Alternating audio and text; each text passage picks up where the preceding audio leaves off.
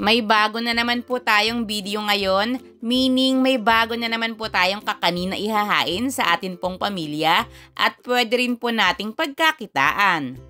Katulad nga po ng pangalan ng ating channel, ngayon po magmi-mix din, ikukook lang po natin ito. Simpleng-simple lang po yung mga sangkap, ganun na rin po yung proseso.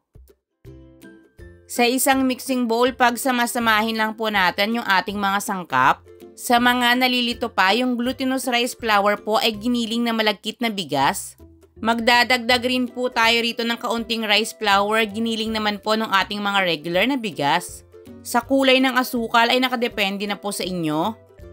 Then, ihalo na rin po natin yung ating mga liquid ingredients.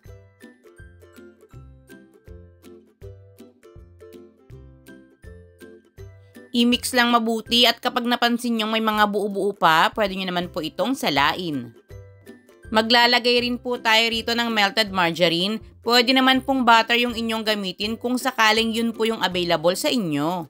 Then, hatiin po natin itong ating mixture. Yung kalahati po ilagyan nyo lang po ng cocoa powder. At haluin lang po uling mabuti. Ngayong ready na po ito, i-prepare na rin po natin yung gagamitin nating pan. Make sure lang din po pala na nagpapakulo na kayo ng tubig sa inyong steamer. 12 inches po yung gamit ko rito na round pan. At i-grease lang po natin itong mabuti. Sa paglalagay po ng ating mixture, tingnan nyo na lang po yung aking gagawin. Kung gusto nyo pong mas lumamang yung white color, kontian nyo lang po yung mixture na lalagyan nyo ng cocoa powder. Then, i-steam over medium heat ng 30 minutes. After nyan, maglalagay naman po tayo ng crushed nuts sa pinakaibabaw. Optional lang po ito kung sakaling bawal po kayo sa mga nuts, wag na lang po kayong maglagay.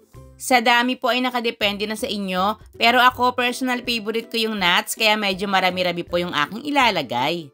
Then, i-steam po uli natin ito sa parehong lakas ng apoy. Ngayon naman po, i-steam natin ito ng 40 minutes. After nyan, mag-toothpick test po tayo para makasigurado na luto na po hanggang sa pinakaloob. Palamigin bago po natin ito i-cut sa laki na gusto natin.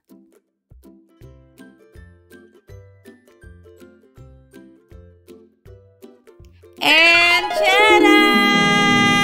Eto na po mga palalabs. Yung ating bagong-bagong kakanin, makunat, malambot, napakabango. Lalo na kung mahilig po kayo sa nuts, mata pa lang po yung inyong paggaganahin, katakam-takam na.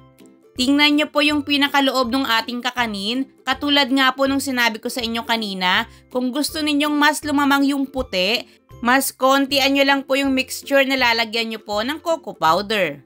Sa lasa po, napakasarap. Yung lasang hahanap-hanapin nyo talaga, lalo na at napakadali lang po ng proseso na ating ginawa. Ganun na rin po yung ating mga sangkap, kaya siguradong papatok po ito sa inyong pamilya at kung gagawin nyo po itong pangnegosyo.